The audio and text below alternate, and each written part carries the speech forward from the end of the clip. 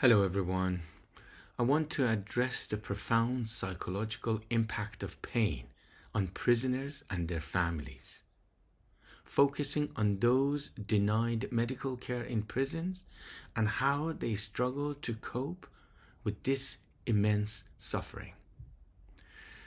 Let's start with deprivation of treatment for prisoners. The denial of medical care to prisoners by the Islamic regime is a form of state-sanctioned murder. By withholding treatment, the regime avoids directly executing prisoners, instead causing their slow death through neglect. This deliberate act of cruelty forces prisoners to endure prolonged suffering. For these prisoners, enduring physical pain without treatment is a daily reality, exacerbated by the knowledge that those in power are intentionally keeping them from getting the care they desperately need. Let's look at the physical pain and mental health. Pain isn't just physical, it also deeply affects mental health. Chronic pain, which many prisoners suffer from, often leads to conditions like depression and anxiety, the inability to perform basic tasks, and the intentional deprivation of medical care by the regime adds to this psychological toll.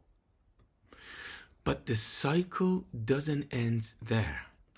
Psychological distress can worsen physical pain, creating a vicious loop where the mind amplifies the body's suffering.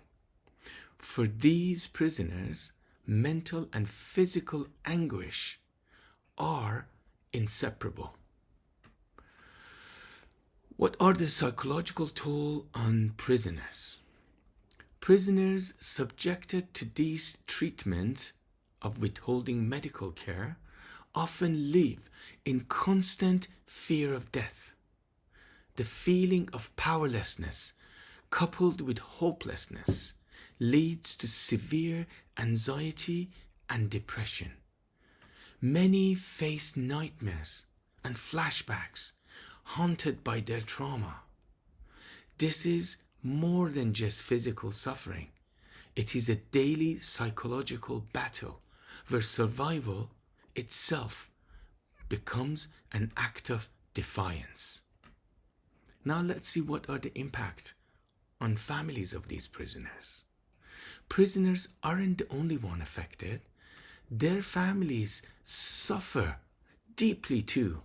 The uncertainty about the loved one's health, knowing they are being tortured and denied medical care, leads to prolonged anxiety, depression, and guilt. Families feel powerless, unable to help their loved ones, and often face barriers like being told their loved one is supposed to see a doctor, only for the regime to deny them the treatment they need.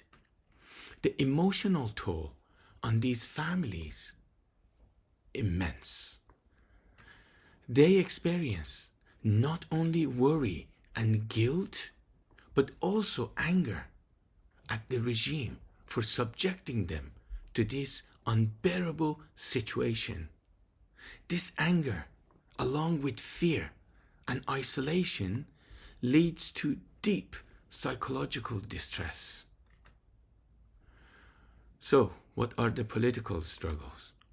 Despite the immense suffering, prisoners are not passive victims.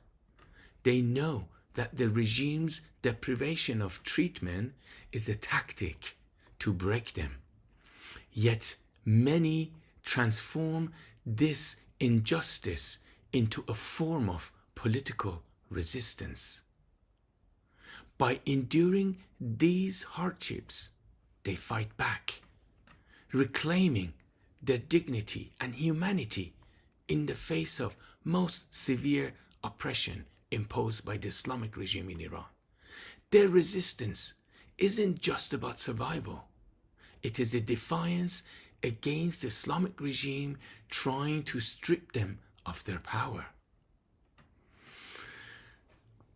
In conclusion, the suffering of prisoners deprived of treatment is a deliberate tactic of psychological and physical torture. This suffering doesn't only affect the prisoners, but their families as well, creating an emotional burden that is unbearable.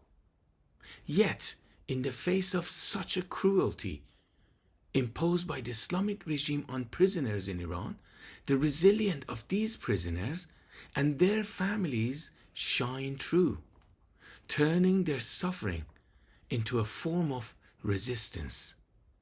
They continue to fight for their dignity, humanity, their lives, and for a better future. Thank you.